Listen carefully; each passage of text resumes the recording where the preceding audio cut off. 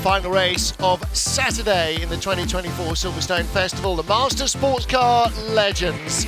Well, these 1970s, 60s and 70s sports and GT cars with David and Olivia Hart's Ferrari 512M at the front of the field ahead of the Claridge & Gomez Lola.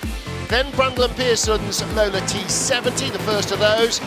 They were stupendous last year in the Ferrari, and the Ames and Halusa Ferrari 512 lining up in fourth on the grid. Dan Eagling and the Yerbster Willis car on row 3, Tim De Silva and the De Keyser Gavel car on row 4, the Tadek and the Chevron. Then a B19 Chevron, McLaren M1B, the Can-Am car, John Spears and Nigel Greensall rounding out the top 10 in a variety of different manufacturers and big banger sports cars like the McLaren M1, like the Lola T70, like the 512 Ferraris, and lots of light, nimble 2-litre interceptors.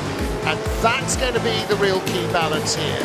Whether the big grunt is going to get enough traction on the damp track, and whether they're going to overheat their wet weather tyres, and in fact whether they have all started on wet weather tyres, or if some of the 2-litre sports cars, the open cars, the Marches, the Lolas, the Royales, and maybe the little Chevrons, have they started on slicks? Are they having a gamble that they'll get away with it against the big horsepower cars? This is going to be an absolutely fascinating mismatch. You see cars like 88 there, the dark blue and lime green McLaren M1, so much torque, so much horsepower, but is there a dry enough circuit to rein all that horsepower in? In the background, going away from us, is the weather we have had. It is sunny, but in places the track is pretty damp. Here we go, light the blue touch paper and stand well back. In the sun, on the wet track, we unleash the field for 50 minutes of Master Sports Car Legends racing, our final race on day one of the Silverstone Festival, Saturday evening, and it is the Ferrari 512 of David and Olivier Hart that leads the field from pole position.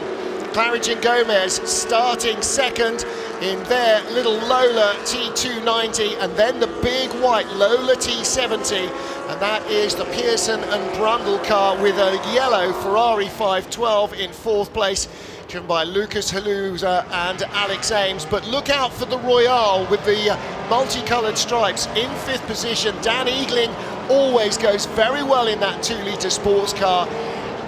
And Alistair Douglas, what the 2-litre cars lose in horsepower, they are going to make up for in lighter weight and traction on this slippery surface. Very much so, yes, and Dan Eagling in the Royale is one of the better drivers in the smaller cars, although Goncalo Gomez is in the 117 yellow and blue Lola T296, second on the grid in dry qualifying, and still second in the race, but the track a very different proposition now, so it'll be interesting to see if Gonzalo can get through and challenge the big Ferrari of David Hart as they come down into Copse Corner. But he's still in second place, but side by side for third is the Ferrari and the Lola T70. Well, you saw Alex Brundle in that, and a little spinner there, and that's the Julian Thomas B8.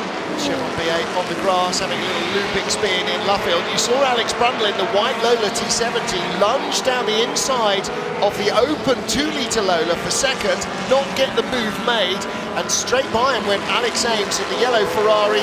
He's now not up to just third, but up to second place. So it does seem to be that the horsepower of the Ferraris is paying off at the moment. Alex Brundle bottled up behind the 2-litre Lola in that big Lola T70. That's got a big block Chevrolet, so that's a 4.7-litre V8, and he's having trouble overhauling the 2-litre car even in a straight line.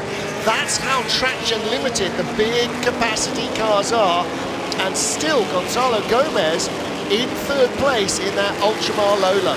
What a brilliant battle we've got for the lead. We're privileged to have any Ferrari 512M racing, to have two of them, like we did last year, and unfortunately looks like a bit of contact there between Alex Brundle and Gonzalo Gomez, which has dropped them both back into the clutches of Dan Eagling. Yeah, and behind them is the Yerbster and Willis Lola T70. So Brundle is back on. So too Gonzalo Gomez, but I'm not sure whether Gonzalo just didn't get the traction or didn't pick up the throttle. Doesn't seem to be much of a mark on the front of the T70. He goes by the Royale, car number 12, and Dan Eagling, and whoa! Again, somebody else disappearing off stage left. Didn't see who that was. Hopefully they found enough traction in a runoff area. Now he's back on again. So that's the De Quesada and Garble car number 5. And that car started, the Chevron B36 started down in 8th place. And Alex Ames goes for the lead into Brooklands. It's side by side, 2 Ferrari 512Ms, and through they go. And Alex just gets a little bit of break of traction, puts the opposite lock on. David Hart didn't need another invitation. He went straight through back into the lead again. So the red Ferrari leads the yellow Ferrari as they come out of Luffield into Woodcote. They're almost side by side. And onto the old Grand Prix start line, pit straight from a few years ago, and into Copse Corner, and it's 2 Ferraris side by side. Alex Ames is in the lead now, and they're both squirming around on the rather damp track, but Ames it is who takes the lead from Hart. Yeah, just a little bit too dry maybe for the wet weather tyres. Maybe the Ferraris and the big T70 Lolas with their Chevy V8s are going to struggle. But right now it's Ferrari 1-2, Lola T70 3-4. Dan Eagling is the best of the 2-litre cars in the red and multicolour striped Royale, car number 12. He's in 5th place. Safety car is out, so somebody has gone off somewhere outside of our site. And 33 cars running, maybe down to just 30. Our leaders slow the pace. It was a well-timed pass by Alex Ames as it came under our commentary box. Alistair Douglas, it was basically a 24-cylinder Ferrari coming thundering by. They never built one, but we now know what it sounds like. Yes, and this takes you back to the film Le Mans from 1970, when the Ferrari 512 was the main challenger, as it was, of course, in truth, to the Porsche 917, and Steve McQueen hung the whole story around that. And here we've got 2 of them racing. Well, here you can see the moment I think that wasn't contact that caused the issue. I do think that was Gonzalo Gomez carrying a little bit too much speed. We didn't quite see the beginning of it, but I wouldn't mind betting that he had 2 inside wheels on the curbs there, coming into the final part of Club Corner, trying to keep the door shut on Alex Brundle. And again, if you look at the front of that white Lola T70, doesn't look like damage. Well, there's 2 cars off at the side. One of them is a T70, that's Stuart Wiltshire and Kyle Tilley's car, and the other one's a Chevron, isn't it? And I'm not sure whose that is. I think it's a Lola. Is it? There we go. So yeah, looking at the back, yeah, light blue. In which case we will find out. That might be Ingo Strolz and Thomas Matzelberger's car. Is that still showing? Not sure.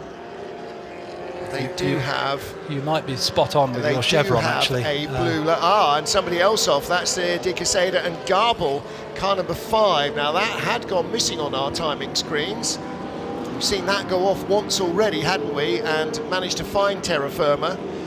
So, who started that one, do we think? De Quesada, I think it was. Okay. Number 5, yes, Carlos De Quesada started qualified that car. 8th fastest, but clearly finding the car not as trustworthy or forgiving, perhaps, in wet conditions. Well done again to our marshals. The men and women in orange who have done so much sterling work today. After a relatively quiet day yesterday, they're certainly paying for it today, not only with water currently constantly running down their necks, but also with lots of work to do. 19 is the Xavier Michel and Christian Velio Chevron B19, that burgundy 2-seat, 2-litre sports car. Of course, the second seat is purely vestigial and for rules. You wouldn't want to try and actually sit in it, apart from the fact there's no seat and no belts. There's not much in the way of room either. So 2 Ferraris, 2 Lola T70s, then the Royale, and There's a McLaren, isn't that? A McLaren M1 in 6th position. That's John Spears. John Spears and Nigel Greensall. Spears started in that one. He had an against the head, let's say, rather than unlikely win in the rain in his front-engine Formula 1 car in a pre-66 race. I'm sure he is absolutely on a high, but that McLaren, a very different kettle of fish. It's a McLaren M1B, 5.7 litre big block Chevy, and that is a proper early days Can-Am style car. All the grunt, then a bit more grunt and some more grunt on top of that. Right behind the little 2 litre Ultramar Lola, sort of car that we've raced in the European Sports Car Championship, and the 2 litre cars particularly popular for hill climbing, not just in the UK but all over Europe. So safety car remains out. It is a 2-driver race. We have not yet entered pit stop window territory, but we are not far away, and with a few cars languishing by the side of the circuit, we may well, as we've seen several times today, see safety car pit stops. Well, the 2 cars we saw on screen a few minutes ago, they're on the inside of Chapel, so exit of Beckett's into Chapel. One has been put onto the flatbed, but one still sits at the side of the road. So I think what you've just said about here we are now, we've got it on our live stream if you're watching at home, and Chris Porritt's Chevron B19, in fact. Yeah. So you were right, Chevron. I was wrong with Lola, but that was literally an uninformed stab in the dark. I just looked at the vents over the front wings. I thought, sort of Chevron-y, but very, very similar cars in this period. Yep.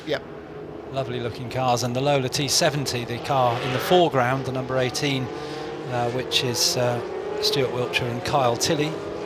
And again, you talked about the 1970 Steve Le Mans film McQueen. The Steve McQueen film Le Mans. It's one of the Lola T70s in the race that we used as a camera car, not just in post-race shooting by Solar Productions, but in the race itself. But because it wasn't video and live streamed, it was 35mm movie film, it had to stop about every 2 or 3 laps to have a new can of film fitted, because you only get, I don't know, a couple of 100 feet in a can, so it didn't last for long. So although it was in the race, it wasn't what you might call competitive. And there was a later kind of reflection of that when Jean-Luc Godard filmed at Le Mans, maybe, I'm guessing 15, getting on for maybe 20 years ago. Perry McCarthy was one of the drivers in the camera car. Again, they had the same situation, out on track at speed, and then constantly being called into the pit lane for changes to the camera setup. A little bit frustrating, but when you're being paid to do a job, you're being paid to do a job. That's on screen now is the March 75S for Kevin Cook. So we're very used to seeing March cars open wheel, but not so common to see the sports car Marches, but all the hallmarks of the March car in that 75S from 1975. S for sports, because a 752 would be a Formula 2 car, a 751 would be a Formula 1 car, a 753 would be a Formula 3 car, but a 752,000 doesn't quite fit, so 75S.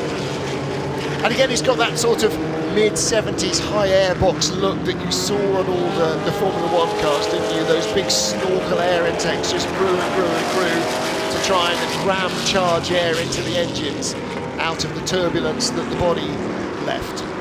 Yes, unusually, the other 2-litre sports cars of the era don't have that, so March was sort of on its own with that one. More traditional to see, for example, the Graham Edelman, George McDonald Lola T210, very flat. You'd think not a lot of aerodynamics on it, and indeed it's very, very quick on the straights, that car. Quicker than sometimes than the larger wings on the later cars as they started to sprout the very large rear wings. But the clean lines of the Lola and the chevron of that era, the early cars, the T210s and the Chevron B19s, I think actually visually are more attractive. Just a little bit further back in the shot, you saw another Lola T70, and another Mark 3B. That's the familiar shape, and that's a white car with a little blue noseband and a very large blue number 6 on the door. On the roof, the names of its original drivers, Wilson Fittipaldi and the Brazilian owner of the car. So that car has just been bought within the last month, I believe, by its American owner Jim Norman, who didn't get a chance to run in practice, didn't get a chance to go out in the car in qualifying either. No, we did see it in qualifying. He didn't get out in practice on Thursday because it hadn't been scrutineered. It's at the top of the picture there, the white Lola T70, the closed car with the big blue noseband. So that car was raced by the Brazilian team in period, and basically he bought it about a month ago. It's had all its components crack tested, was scrutineered on Friday morning, got out in practice. So yesterday was the very first time he'd turned a wheel in the car, and here he is in a jam-packed race on a very greasy Silverstone circuit. Not quite sure whether he was looking forward to it with enthusiasm or slight trepidation, but has kept the car on the island so far. It's a handsome looking thing. It's a really nice looking livery on it, very period looking car. It's got a great history with it as well. Pictures of the teams, and Wilson Fittipaldi, who of course was Emerson's brother, the man who set up and ran the Copasuca Formula 1 team, which then became the Fittipaldi Formula 1 team. Raced in F1 himself, Wilson. And cars just trying to keep a little bit of speed up without dropping their tyre temperatures, their brake temperatures too low. What are we seeing on the screens? We're pretty clear, thumbs up from behind, so we may well be in a position where this is the final lap behind the safety car. The track is drier and drier. Still 35 minutes to survive for these big cars on their wet weather tyres on what is a dry track. I'm still putting my money on a 2-litre car winning this. I think this is going to be very hard indeed for the Ferraris and the Lola T70s and the Can-Am cars, the McLarens and so on to survive. Right, we are just about to exit timing sector 2. Are the lights going off on the safety car down the hangar straight? That's where the pickup was being done on that car that had stopped, and it was being reversed back, the lorry, into the little exit by Beckett's. So yeah, the lights are out on the safety car, and the pit window opens in 4 minutes. So all of the cars are going to be past the pit entrance, so we're likely to see pit stop starting a lap or two away. Stand by your beds in the pits. It's going to get very busy very soon, because instead of being spread out all the way around the circuit, they're barely spread out down the hangar straight. Everybody will be coming in an enormous clump. Safety car is in the pit lane. We are ready to go back to green flag racing here at Silverstone.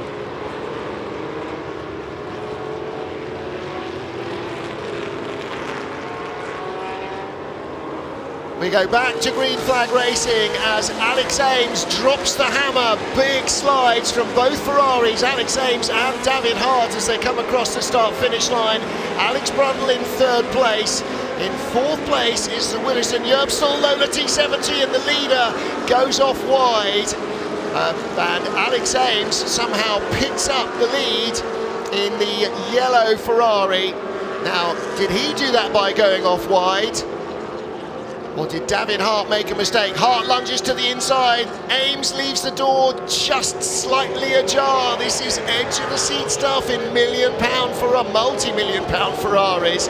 2 Ferrari 512M Le Mans cars at the front of the field, and Alex Brundle trying to get in amongst them in the Lola T70.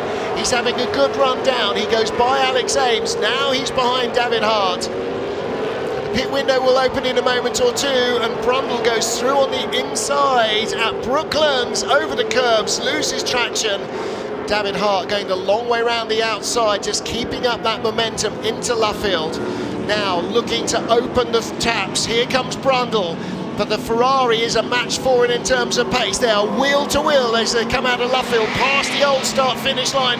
Brundle gets his nose in front. David Hart under pressure as well from Alex Ames, the yellow car on the inside. A big squirm and the tiniest of contacts. Ames up into second place, carried too much speed into Copse, back down to third, but it is Brundle that leads. Absolutely fantastic battling there, and Brundle leads from David Hart in second place. Third place is Alex Ames, then it's Dan Eagling up to fourth, so he's got past Gonzalo Gomez on that lap there after the green flags came out, and Dan Eagling up to fourth, the fastest 2-litre car. Yeah, Dan Eagling up to fourth, Gonzalo Gomez in the yellow and blue Ultramar car up to fifth. They've both gone ahead of Tim de Silva. Now there's another car stopping in the background, and that is very bad news. A blue 2-litre car, dark blue, stopping in the Beckett's S's. Here is the battle for fourth. These are the top 2-litre cars, and Gonzalo Gomez in the Ultramar Lola just wriggles his way back in front of the Royale of Dan Eagling, the red car with the multicoloured stripes. And he now has car number 1, that's the Willis and Yerbsel car. There's the car that stopped, and that's car number 28, the Gitan Lola of Chris Fox and Nick Pink, and I think Nick Pink started that car. No, it's not Chris Fox, naturally, because I plumped for Pink. So they have come to a halt, and unfortunately that might mean the safety car again, but how long till the pit stop window is open? 38 seconds. So by the time they get round to the pits, the pit window might be open and the safety car might be coming out. Great battle between the Royale, car number 12, and the Lola T70, car number 1. Out of the loop through Aintree now onto the long, fast Wellington straight. They can see ahead the second of the Ferraris and Gonzalo Gomez having a good battle. So it's 2 by 2 at the moment for the top 6 places as the full course yellow we're using rather than safety car. All so right. this is something very common in the World Endurance Championship that you're very used to, Martin. But in a way, it helps to maintain the positions, but very different to the safety car. Yeah, the real problem, of course, is that in a modern car where everything is electronic, you just press the speed limiter button or your full course yellow button and bump, the electronics do everything for you.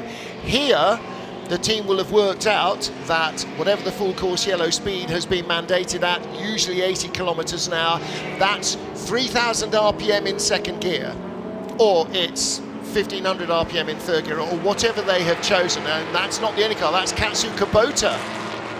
So Kubota has stopped as well. Now he was sharing this Lotus 30 with Andy Middlehurst, but it is failing to progress in much the same way as the Gitan Lola has failed to progress. And that's a real shame for both cars. Well, there's Nigel Greensall, and he is waiting for John Spears to come in. This lap or what? Well, yeah, it will be likely. Anybody who's got a hot shoe driver in the pit lane may well want to come in at the earliest opportunity, and that will be fairly immediate. Now then, do they think that that car might restart? They're sort of pushing it quite a long way. Look to be going back towards terra firma. It is Alex Brundle who leads from David Hart in the red Ferrari, Alex Ames in the yellow Ferrari, then Gonzalo Gomez in the yellow and blue Ultramar Lola, the open red sports car as our first pit caller comes in, and this is exactly what we're expecting, John Spears to hand over to Nigel Greensall.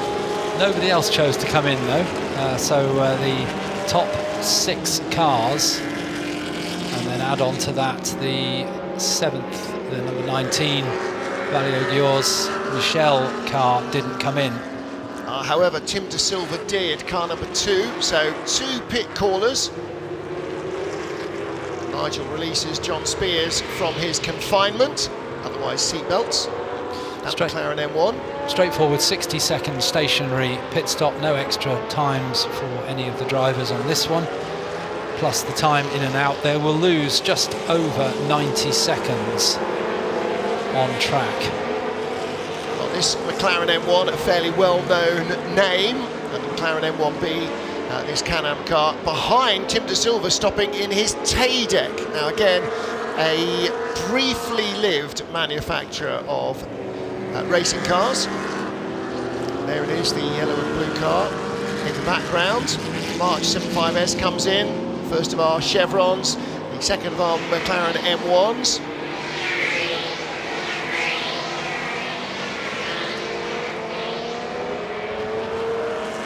Car number 30 here. That is Peter Fist in his Lola T290, another of our 2-litre sports racers.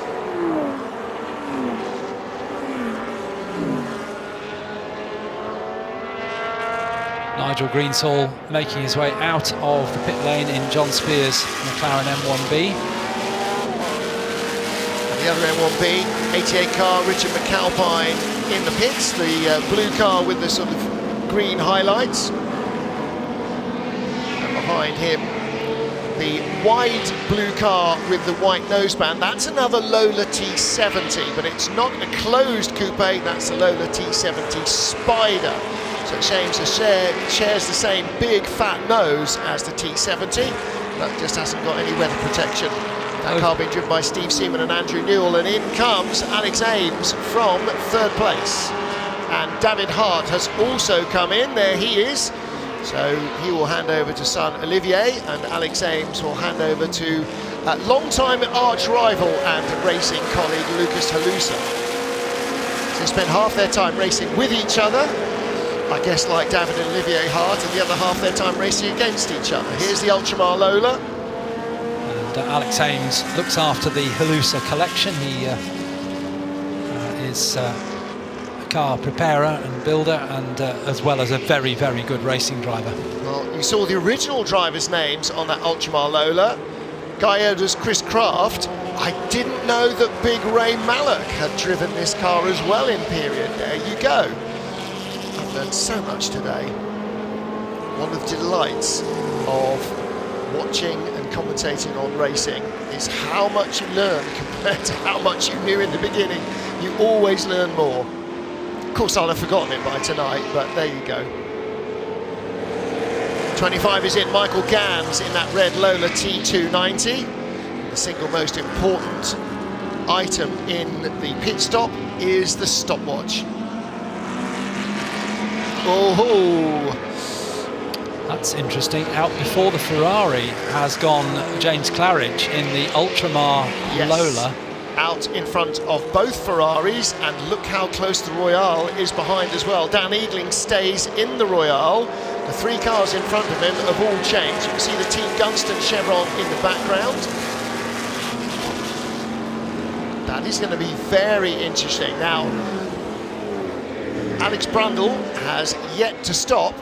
To hand over to, is it Gary Pearson? Gary, yes. Yep. And Olivier Hart going straight for the position as they go into Village, coming out of the pit lane. And he can, because we're no longer under full course yellow. So while we were watching the cars in the pit lane, the teams were watching the full course yellow, and oh dear, that's a wee bit of archie-barchie.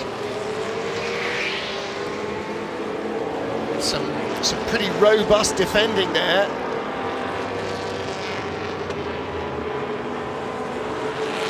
Down into Brooklands, the Hart Ferrari, now driven by Olivier Hart, has taken the position away from the Lola, now driven by James Claridge, as they go into the right-hander at Luffield. Obviously not showing at the top of the timing screens, but they will be back there once everything cycles through. Assuming there's no safety car. Well, there was damage on the nose of the white Lola T70 of Alex Brundle. And that was in that little incident earlier on with the Ultramar Lola that kind of spun across his bows. Alex Brundle in the pit lane from the lead. Now, is there a driver change, or is Gary Pearson not taking over? Gary Pearson is not taking over. No. Alex stays in. I seem to recall they did this last year as well. Or the year before, wasn't it? They had this car. Last year they were in the Ferrari, weren't they? Yeah, last year they had that yellow Ferrari. Alex stayed in for the whole race. Yeah. And then had that engine issue, and he was called into the pits by the officials.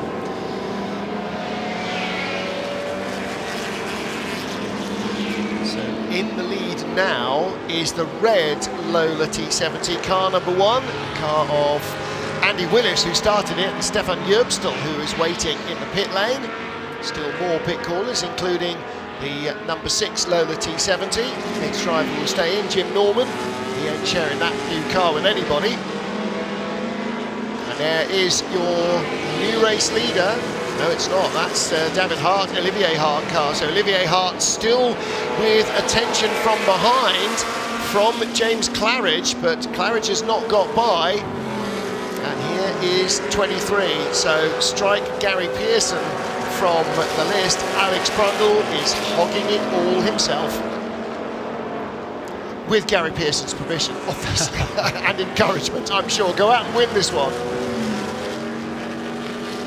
Got a good relationship, this pair, and Alex used a lot of help from the Pearsons, I understand, when he was building the Mustang. Because when you're building a race car for the very first time, you need as much help as you can get.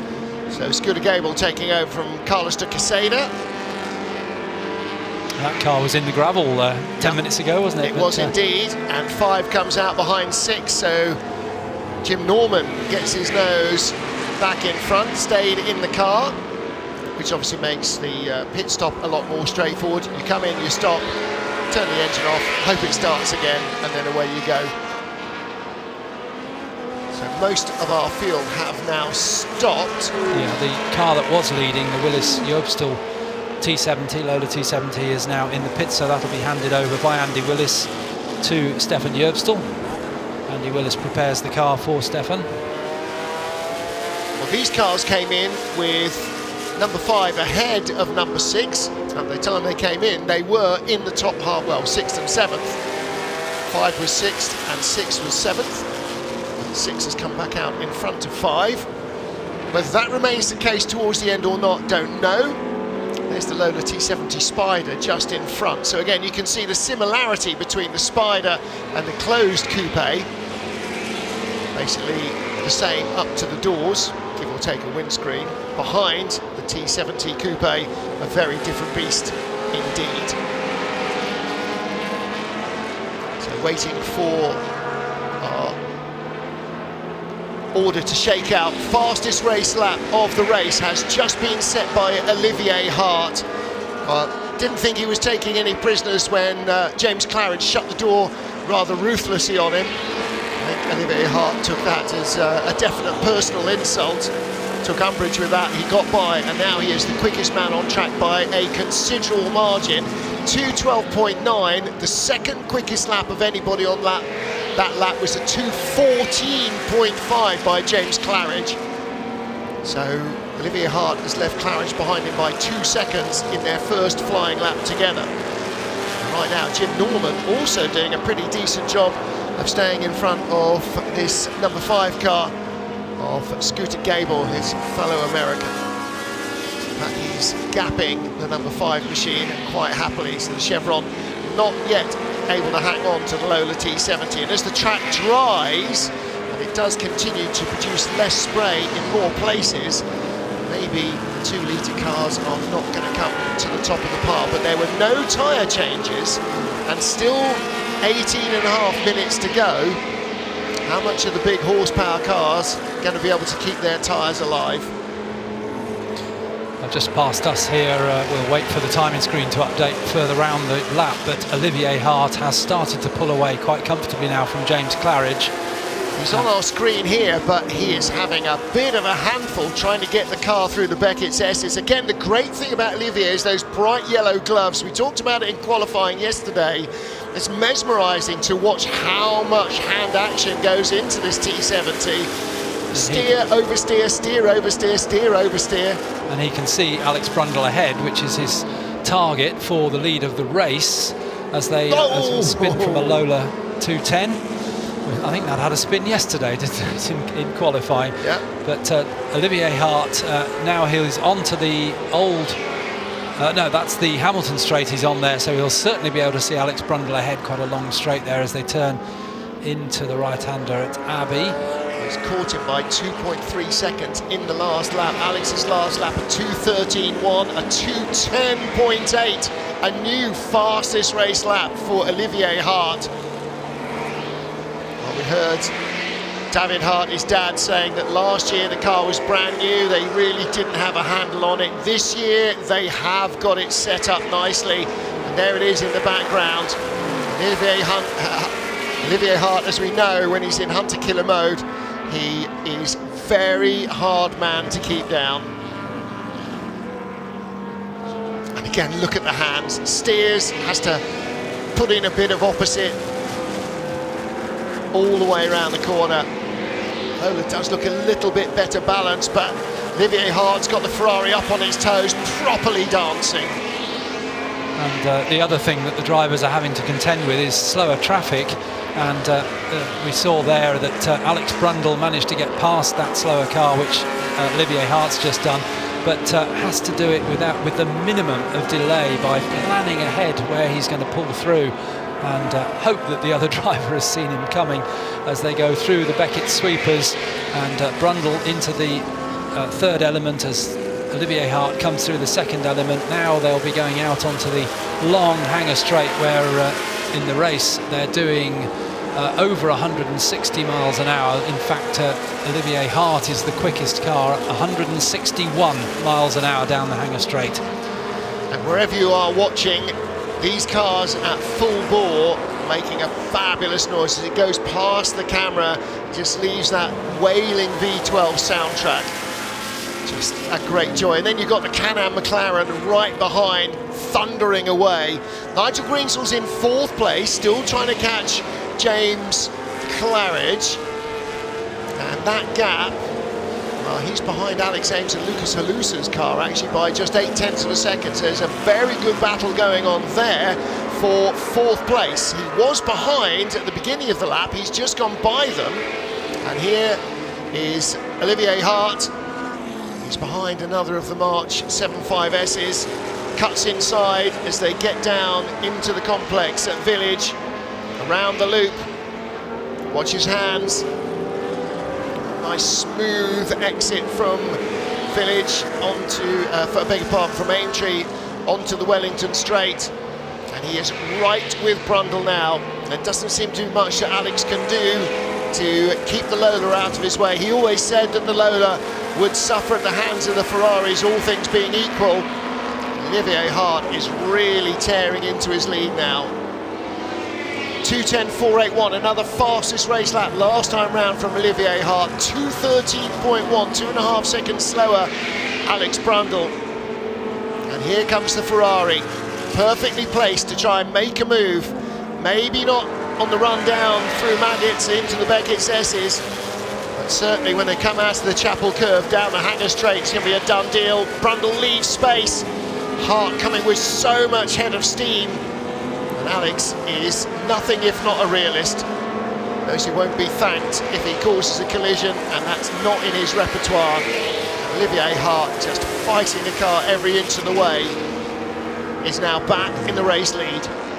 Down the hanger straight they come, some more slower traffic to deal with, but Olivier Hart now starting to already ease away a little from the Lola. And in period, the Lola T70 was around earlier than the Ferrari and the Porsche 917, but once those two cars arrived, it was really game over for the Lola, and it didn't have much success in the international arena. Just a win, and a first and second actually at the Daytona 24 Hours, but other than that, the Porsche and the Ferrari proved to be a better race car for the long distance sports car races. And another lap completed. James Claridge still in sight of them, so he's not lost a huge amount of ground, and he's being chased by Nigel Greenstall, who else, in John Spears' car, but the gap between them is quite considerable. And Nigel has just set the fastest race lap, and it's 2 seconds slower than a lap this car's just set in the hands of James Claridge, which is not the car's fastest lap. So the McLaren is running out of tyre. Nigel Greenstall's tyre running out of tyre. And you know, when Olivier Hart came by Alex Brundle like that, you go, okay, it's all over. Well, it isn't. We've still got 12 and a half minutes for these cars, these big capacity cars, to survive on very tired rubber. And you could see Olivier Hart fighting the front and the back of the Ferrari in every corner. And, you know, he's got very busy hands for a reason, because the Ferrari does not want, or the tyres don't want to go as quickly as he is making them go. And the real balancing act now is going to be keeping that rubber alive, and you can see just the tiniest little patches of water still, but this is basically a dry circuit, not very hot, but definitely not wet. And those core temperatures on the wet weather tyres are going to be absolutely skyrocketing. Now, it's a brand new set of wets, so it might have a lap or two of leeway in it, but he's not slowing down. He's just gone under the 2-minute 10, so 2-minute 9.3. Alex Brundle 3.6 seconds slower on the last lap in the Lola in second place. And looking back, there's the Ultramar Lola in third place. James Claridge 2 minutes 13.0, so not as quick as Brundle. He's losing ground. There's Nigel Greensill in fourth, under pressure now from Dan Eagling's Royale for fourth place. So that's a 5.7 litre Can-Am McLaren and a 2-litre Royale sports car behind him. You see Nigel Greensill just opens up the gap down the straight, and then the elastic shortens as they get into the braking area, and Dan Eagling will be right with him again. And in fact, Dan Eagling is pretty much 4 litres smaller. It's an 1800cc, 1790cc car engine in the back of the Dan Eagling car, and the difference in lap time between Alex Brundle and James Claridge was only 100th of a second last time around. So the Claridge car, in fact, much quicker on that last lap, some nearly 2 seconds quicker. So it's not all over yet for second and third places, with James Claridge in the much more nimble 2-litre car up against the bigger car of Alex Brundle, which may now be showing signs of stress on its tyres and brakes. Yeah, and I wonder whether that's going to be the case with this car, Dan Eagling's Royale, up against Nigel Greensill. Nigel's got an awful lot of sympathy in the car. You don't get as many good race results as he does in all sorts of things by being a bit of a rock ape. So he will be nursing those tyres as much as he can. But drivers always describe when the wet weather tyre starts to go off in the drive, that it's like driving on a tyre made of jelly rather than of rubber. And again, look at the wicked slide as he tries to chase the throttle in the McLaren. He's actually leaning forward in the cockpit now. Rarely see Nigel like that. He's always much more kind of laid-back, relaxed driver. He's got proper René Arnoux forward lean going on now. And he knows that Dan Eagling is potentially in a better position, but we're inside the final 10 minutes now, so with every lap that elapses, the tyres on the big capacity cars are going away, but they are too on the 2-litre cars, and are they having again, little warning from the front of Dan Eagling's car there, not the grip you were hoping for. They come onto the hangar straight, and Nigel Greensill, as you say, leaning forward in the car. He pulls away from Dan Eagling. That's the power of the Chevrolet engine in the back of the McLaren. But as he comes into Stowe, I think we'll see Dan Eagling closing up, and especially when they get down to Club Corner, much tighter left and right. Dan Eagling will close up, brakes a bit later, closes up a little bit. But Nigel Greensill knows exactly how to position that car for the best lap time. Meantime, behind them, James Claridge actually lost a little time ahead of them on Alex Brundle that lap, so the gap is 5.3 seconds, second to third. But of course, Olivier Hart now 5 seconds ahead in the lead. Here comes the Alex Ames, Lucas Haluza Ferrari as well, car number 1, 2, 3. 6th place at the moment, but lapping quicker than the 2 cars in front of it, going by this King Cobra. Well, that's not the King Cobra, that's car number 50. That's the Darren Mark II of Guillaume Kjellgren. But just in front of him there is the King Cobra, so that's a Cooper Monaco, but with a thumping great 4.7 litre big block Chev. Hence the King Cobra. In fact, it'll be a Ford big block, won't it? Yeah, 4.7 litre. Yeah. Engine, and that's Keith Arlers at the wheel in that one. But the Lucas Alusa 1-2-3 Ferrari is close to the Greensall Eagling battle. What was it, 3.6 seconds over the timing line last time. Nigel Greensall just giving you a bit of breathing space over Dan Eagling. Meanwhile, that's a tight little squeeze. Michael Gans in the red car, and Tim De Silva just getting by him for 9th place. That's the yellow Lola with the big blue stripe up the middle, Tadek rather, with the big blue stripe up the middle. And again, the Tadek just 1.8 litres. And behind him, Michael Gans in the Lola, another 1800cc car. So these all BDA Fords. Certainly these 2-litre sports cars having a thoroughly entertaining race. Olivier Hart still leading. The gap's now out to 10 seconds over Alex Brundle. He's 3.5 seconds ahead of James Claridge in the Ultramar Lola, the best of the 2-litre cars. This battle continues. Tim De Silva in car number 2 just got by Michael Gans, who shows his nose on the inside. And I think that was more in hope than intent. Trying to force a late break out of Tim De Silva, trying to encourage De Silva to outbrake himself and run wide at the end of the Wellington Straight. Tim De Silva was having none of that old nonsense.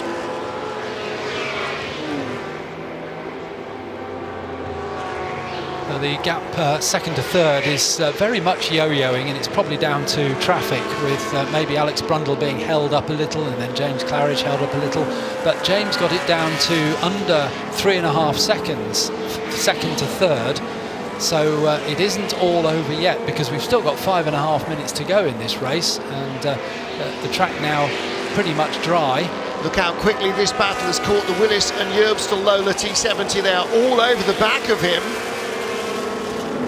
So that's Stefan Yerbstel now at the wheel of the car, isn't it? And he's got the 2-litre cars snapping at his heels. The number 8 Ferrari's not too far behind either. And that is Olivier Hart, the race leader. I'm kind of giving up hope now that the big capacity cars are going to run out of tyres as they go 3 wide into Copse.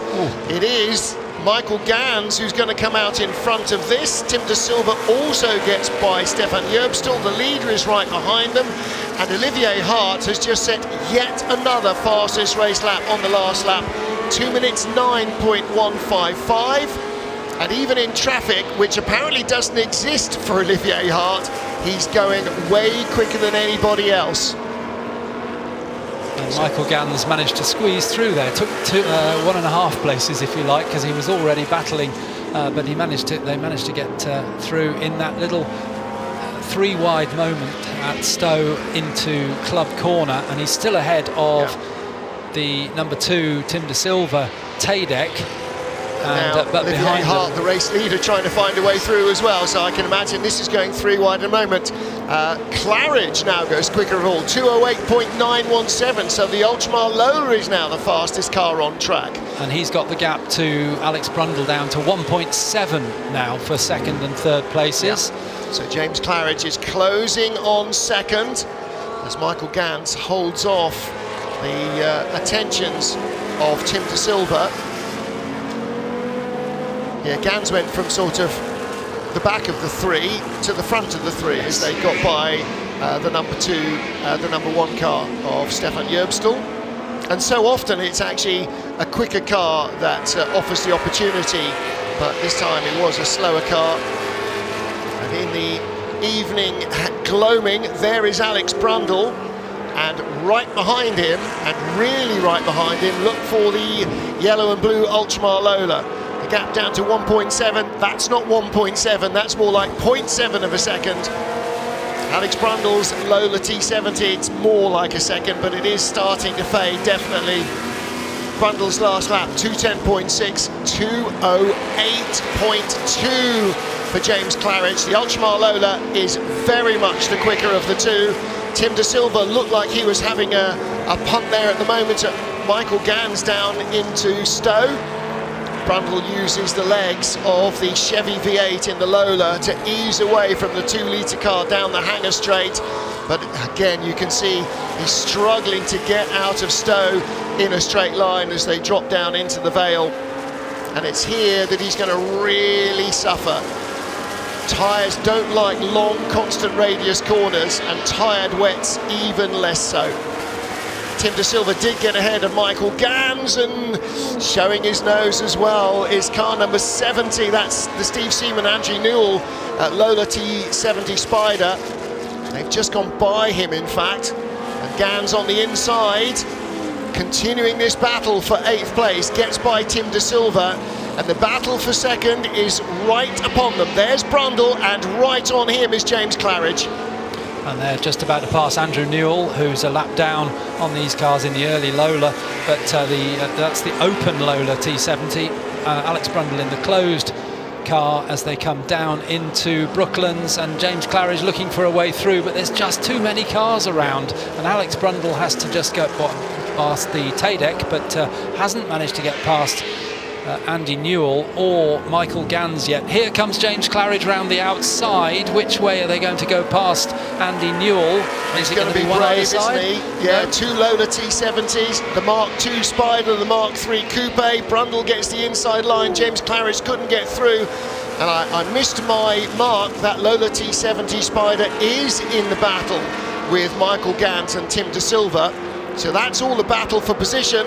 But again, Brundle gets clear through Maggots into the Beckett's S's. Oh, and the door gets shut by Michael Gans. He needed that track to survive, and James Claridge loses another opportunity. We're inside the final minute. Will the checkered flag be out? No, Olivier Hart has started another lap, hasn't he? So, and another flying lap, purple in sector 1. James Claridge again with the fastest race lap last time round in that yellow and blue car, the Ultramar Lola 117. But is he going to be able to grab second place on the last lap from Alex Brundle? He needs the slower cars to fall in his favour. That he really lost out at Beck. It's not Michael Gans' fault, of course. He had to take his line, but James Claridge must have lost nearly 2 seconds just in that one sequence of corners. And as they go on to their last lap, the gap between them is 1.1 seconds. And they're lapping in the 2:11 mark. The leader, Olivier Hart, 2:06.45. That number 8 Ferrari is absolutely flying. Goodness me, 2:08, fastest lap by anybody else, a 2:08 a 2:06. The fastest lap by anybody else is a 2:08.3 by James Claridge in this car, the Ultramar Lola, and currently he's doing a 2:11. And Alex Brundle is still in his sights down the Wellington straight. Long look in the mirror as Alex Brundle then turns into the corner. Very slow car in front. Luckily not too much drama for the Lola, and this, or the Lola. This long right-hand corner at Luffield possibly favours James Claridge. He's closing up the gap, but Alex Brundle knows precisely what he needs to do in the last half lap as he's coming down into Copse Corner. This wonderful evocative picture into the gloom of Copse Corner as they turn through the right-hander in the setting sun and up the hill towards Maggots. James Claridge closing in on Alex Brundle, but Brundle's got about 4 corners to go, which includes the wonderful Beckett sweepers that he's going through now, trying to keep James Claridge behind him. Yeah, this sequence should favour James Claridge, but Brundle has got the grunt on the hanger straight. Meanwhile, turning into Stowe, into the sun for the final time, and out of it comes Olivier Hart. He drops down into the Vale. It has been an exemplary performance, first from Dad David, and then from son Olivier. Goes out nice and wide, V's off the corner, the checkered flag awaits. It is victory for David and Olivier Hart's Ferrari. Who's going to take second place? It is going to be Alex Brundle driving solo in the Lola T70. No, it's not. It's going to be James Claridge in the Ultramar Lola. It's going to be a drag race to the line, 3 wide across the line. I think it was Claridge. It was by millimetres as they went around the outside of Richard McAlpine's McLaren 1B. Poor Richard McAlpine probably had no idea what was going on behind him. And Nigel Greensall should be coming across the line with Dan Eagling equally close behind him. Well, Michael Gans in 7th ahead of the Seaman Newell car there. Oh, in fact, yeah, Dan Eagling's Royale, the 2-litre red car, didn't get close enough, so Nigel Greensall will take 4th in the McLaren 1B with a flamboyant slide across the line. That's my boy. Dan Eagling takes 5th, and in the yellow Ferrari number 1, 2, 3, there is the 6th place car of Alex Ames and Lucas Halusa, and they are a lap ahead of Jim Norman and Stefan Yerbstel. Stefan Yerbstel in the red number 1 and Jim Norman in the white number 6 Lola. And that was another drag race to the line. 48. Well, we kind of hoped it was going to be fun. Not sure we could have predicted it was that much fun. 48 thousandths of a second between James Claridge and Alex Brundle. And I think, to be fair to James, I think if that slower car hadn't been there, he would have probably won by a little bit more than that. But it was a case of trying to find a way past the slower car on the line. Yeah. What a race! Actually, with all the problems we had this morning with the weather, that makes it all worthwhile, doesn't it? Well, it's sort of repeating yesterday, although there was much more rain during the day today than there was yesterday. Yesterday started damp and ended in glorious sunshine.